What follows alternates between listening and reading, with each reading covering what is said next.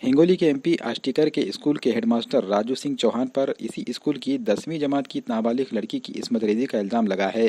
तालिबा के घर वालों को इस मामले का इल्म हुआ तो इन्होंने तामसा पुलिस स्टेशन में शिकायत दर्ज कराई। पुलिस ने मुल्जिमान के खिलाफ मुकदमा दर्ज कर लिया है। फिलहाल मुल्जिम मफरूर है। शिकायत में बताया गया है कि अगस्त के महीने में मुल्जिम तालिबा को नांदेड़ ले गया और इसकी इस्मत रेजी की।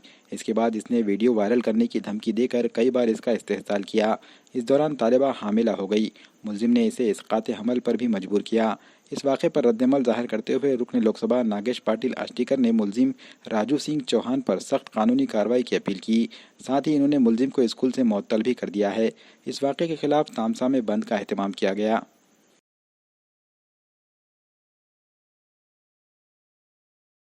तामसा पुलिस स्टेशन हद में कल एक घटना दाखिल हुई है जिसमें माइनर पे सेक्सुअल हरासमेंट का मामला दर्ज हुआ है, जिसपे कि आगे की तपास एसडीपीओ रैंक की अधिकारी शफकत आमना एसडीपीओ होकर करेंगी।